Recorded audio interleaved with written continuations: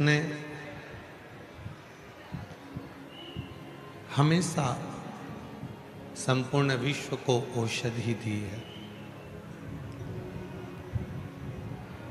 ऐसे भगवान श्री चंद्रदेव और उन चंद्रदेव को भी एक दिन औषधि की जरूरत पड़ जाती है। शिव महापुराण की कथा कहती है, भगवान शंकर का पवित्र चरित्र कहता,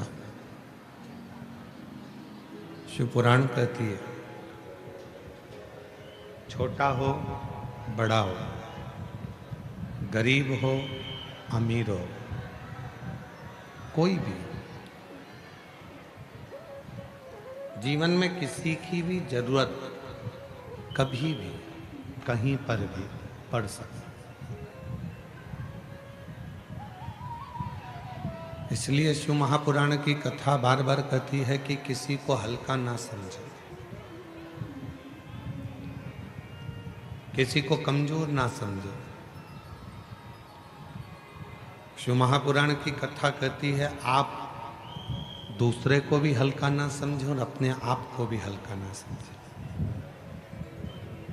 आप दूसरे को भी कमजोर ना समझें और अपने आप को भी कमजोर ना समझें।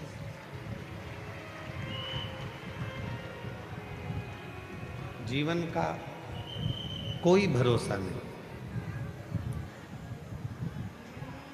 ये मानव की जिंदगी, मानव का जो जीवन है, मानव का जो जीवन है, कब कहाँ किससे काम पड़ता है, कोई भरोसा नहीं।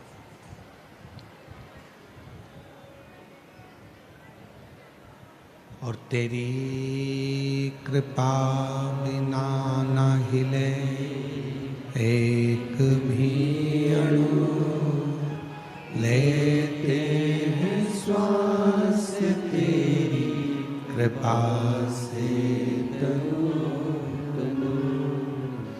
बखान क्या करूं मैं राखों के ढेर का, चपटी भगोत में है खजाना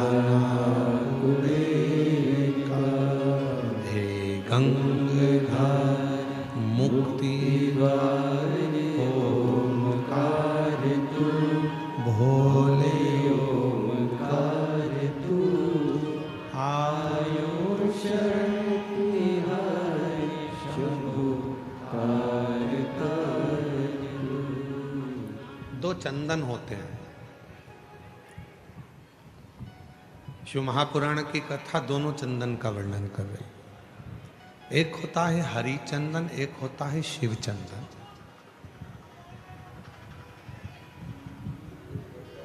और दोनों चंदन बहुत कठिनता से नहीं बनते। पूर्ण समर्पण के साथ में ये दोनों चंदन का निर्माण होता है। हरि चंदन, तुलसी अपने आंगन में रहती है। तुलसी का पौधा जब सूख जाता है तो तुलसी की जो लकड़ी होती है उसको घिसकर पानी में भगवान को लगाया जाता है। वो चंदन हरि चंदन कहलाता है। और कोई बेलपत्र का वृक्ष जब सूख जाता है और उसकी जो लकड़ी होती है, उस लकड़ी को घिसकर जो चंदन बनाया जाता है और शिव को लगाया जाता है, उसको शिव चंदन कहते हैं। और दोनों चंदन अपना अपना कार्य करते हैं।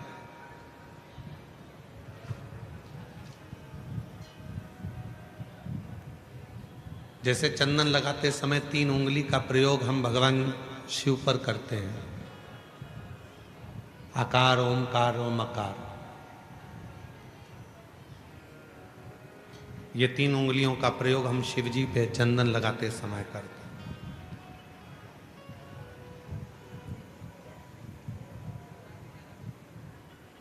शिव चंदन एक ऐसा चंदन, जब कोई बेलपत्र की लकड़ी, कोई बेलपत्र का पेड़ जब सूखता है तो उसकी छोटे से लकड़ी को हम अपने घर में रखकर उसको घिसकर शिव जी को इन 3 उंगलियों से चंदन को लगाते हैं। आकार, ओमकार और मकार, तीनों। पर इन 3 उंगली को जब हम लगाते हैं और 3 उंगली से जब हम त्रिपुंड बाबा का लगाते हैं तो उसमें जो नीचे की उंगली है मकार, जो नीचे की रेखा है मकार, हम जब चंदन लगा रहे हैं तो नीचे नीचे की जो रेखा है, एक कोई फोटो आया है जैसे ये 3 उंगली से ये चंदन लगा, आकार, ओमकार और ये मकार।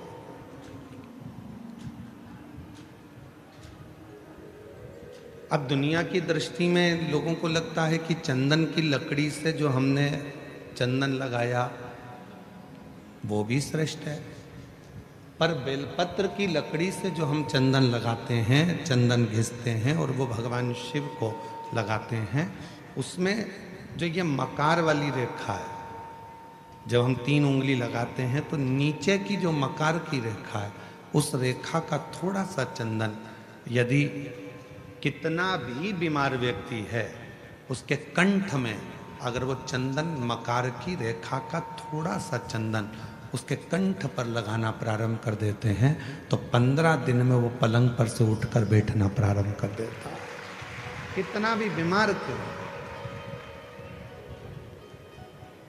आकार, ओमकार और मकार, 3 रेखाएं हम चंदन की खींचते हैं। जैसे इसमें 3 रेखा खींची, 3 रेखा।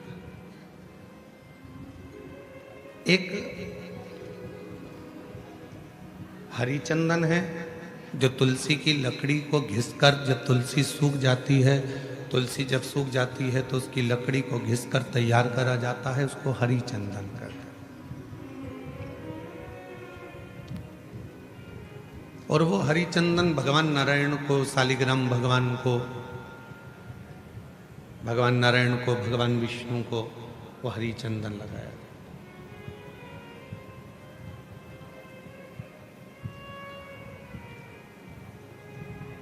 हरी चंदन का लेपन किया जाता है और वो हरी चंदन भी बड़ा काम का है महाराज। जब शालिग्राम भगवान को हरी चंदन लगाते हैं, हरी चंदन का लेपन करते हैं, या एक बिंदी भी हरी चंदन की लगाते हैं, और यदि वो हरी चंदन का एक छोटा सा अंश मात्र भी हम लेकर आए, और जिसको दमे की शिकायत होती है, श्वास की शिकायत होती है, चढ़ने में चलते चलते हाँपड़ी भरा जाती है, हाँप भरा जाती है, डॉक्टर ने कह दिया कि फेफड़े 70%, 60%, 80% खराब हो गए हैं, काम नहीं कर रहे, उस व्यक्ति के हृदय पर, वक्ष स्थल पर यदि वो हरी चंदन का लेपन जो शालिग्राम भगवान पर, भगवान श्री हरि पर, राम जी पर, ठाकुर जी पर, कृष्ण पर, लड्डू गोपाल पर जो आपने किया है, उसको यदि हम लगाना चालू करते हैं तो उसको भी फिर चलने में तकलीफ नहीं आती और फेफड़े उसके काम करना प्रारंभ कर देते हैं। वो हरी चंदन की भी एक प्रथा। तो 2 चंदन, एक हरी चंदन, एक शिव चंदन। जम के बोलेंगे सभी लोग, हरी चंदन काय से बनता है? तुलसी की लकड़ी से। और शिव चंदन काय से बनता है? बेलपत्र जो सूख जाता है, लकड़ी जो सूख जाती है उसके। दोनों कारगर।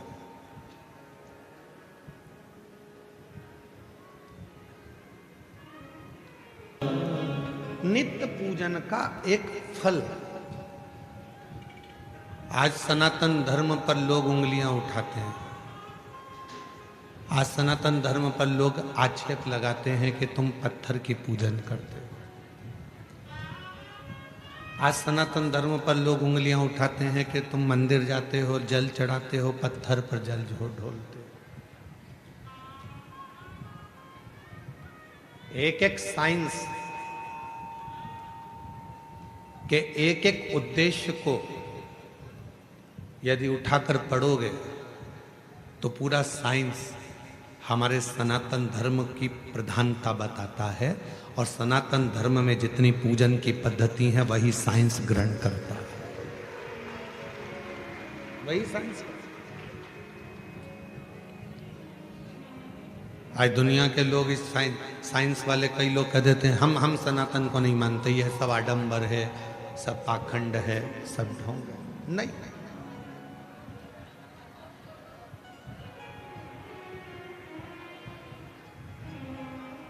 एक समय ऐसा भी आता है डॉक्टर पूरा इलाज करता है, सारी दवाइयां देता है, सब कुछ करता है, और आखिरी में डॉक्टर भी कह देता है कि मैं पूरी कोशिश कर रहा हूं, अब उसके हाथ में। मतलब डॉक्टर को भी मालूम है कि एक डॉक्टर और बैठा है, वो काल अधिपति महाकाल कहीं ना कहीं बैठकर इस कार्य को कर रहा है। एक और बैठा है, कोई संभालने वाला एक और बैठा है।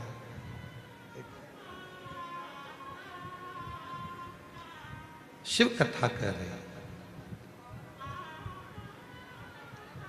कल कथा में कहा था कि दुनिया में किसी की सामर्थ्यता नहीं है कि कोई तुम्हारा बुरा कर दे, अपना बुरा हम खुद कर रहे हैं, कोई दूसरा बुरा नहीं कर सकता।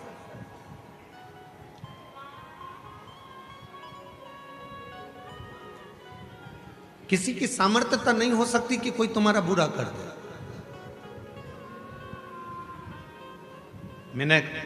हमने अपनी व्यासपीठ ने भी कई बार देखा है, कई माताएं बहुत परेशान हो जाती हैं, तो घर में झगड़ा करते करते, जब सास से झगड़ा होता है, ननद से झगड़ा होता है, परिवार में झगड़ा होता है, तो वो झगड़े में कह देती है ऐसी जिंदगी मेरी भगवान ना जाने क्यों पैदा कर दिया, मुझे तो भगवान मार दे तो अच्छा। मतलब तू अपने आप को कोस रही है, और दिन भर में एक बार सरस्वती मुख से निकलती है तो हो सकता है कि वो तेरा बुरा होना उसी दिन से चालू हो गया।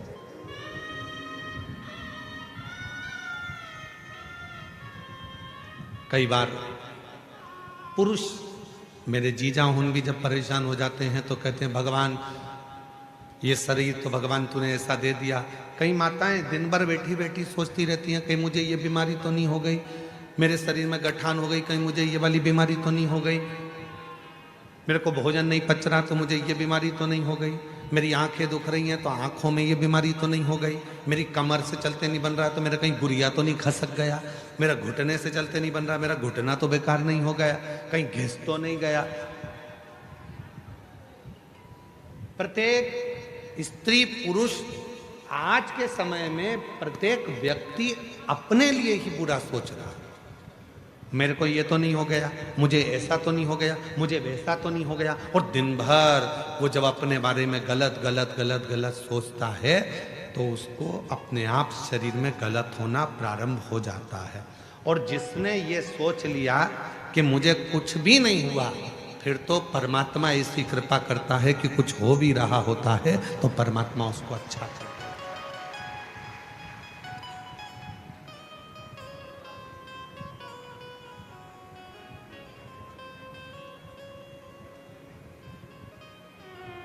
उसका प्रमाण इस कथा के मंडप में एक माता जी बैठी हुई है।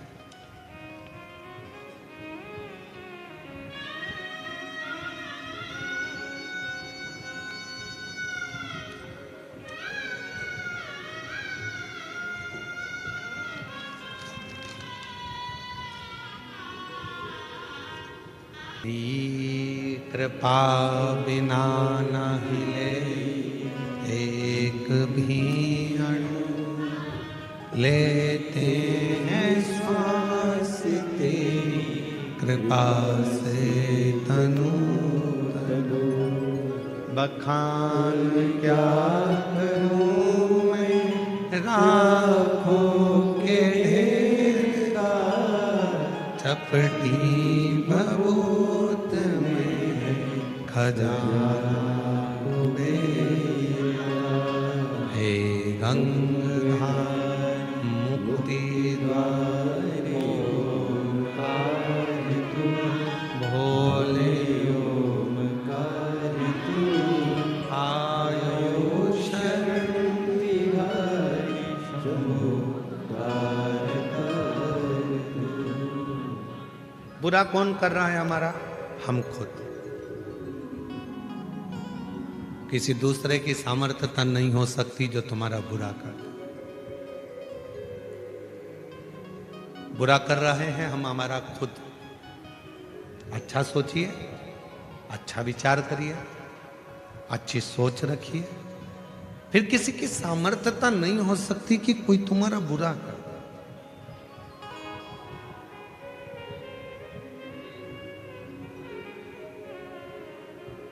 मुझे लग रहा है कि मेरा तबीयत में ऐसा होगा तो वो होगा, और तुमने सोच लिया कि मुझे कुछ नहीं होगा, आग लगे बस्ती में अपन रहो मस्ती में, क्या किसको रोइए चादर तान के सोइए, तो फिर कोई तुम्हारा बुरा नहीं कर सकता, कोई नहीं।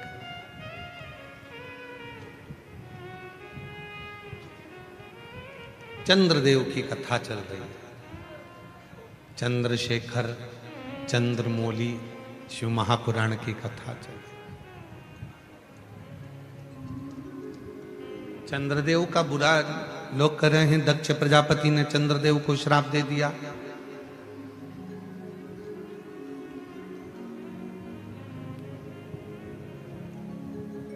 चंद्रदेव को काया का रोग हो गया।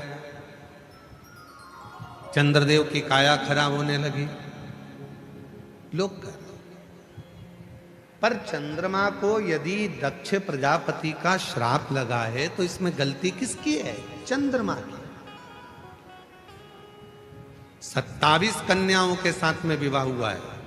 27 कन्याओं को एक दृष्टि से देखना चाहिए, एक दृष्टि। पर चंद्रमा केवल एक रोहिणी को सबसे ज्यादा प्यार करते हैं, प्रेम करते हैं, बाकी के 26 पत्नियों पर ध्यान तक नहीं देते। तो गलती खुद की है, श्राप तो लगेगा। कितना सुंदर प्रसंग आता है, इस प्रसंग पर थोड़ा ध्यान दीजिएगा। एक घर के अंदर 4 भाई रह रहे हैं। चारों भाई कमा रहे हैं, व्यापार भी एक ही है, कमा के भी चारों भाई एक ही जगह पर ला रहे हैं। 4 देवरानी जेठानी उस घर के अंदर रहती हैं। थोड़ा ध्यान देना, बहुत सावधानी से इस कथा का स्मरण करिएगा। 4 भाई एक ही परिवार में रह रहे हैं, एक ही जगह पर कमाकर धन ला रहे हैं, एक ही जगह पर 4 देवरानी जेठानी रह रही हैं। चारों जेठानी देवरानी के बच्चे एक ही जगह पर रह रहे हैं। शिव महापुराण की कथा ये तक कहती है कि अपनी दृष्टि को जितनी देवरानी जेठानी घर में रह रही हैं और जितने भाई घर के अंदर रह रहे हैं, यदि सबकी कमाई एक जगह पर आ रही है तो चारों की दृष्टि एक जैसी रहना चाहिए। ये नहीं कि मेरे बेटे को मैं मलाई का दूध दे दूं और दूसरे के बेटे को सादा दूध दे दूं, मेरे बेटे को मैं घी की रोटी दे दूं, दूसरे को सादी रोटी दे दूं, मेरे बेटे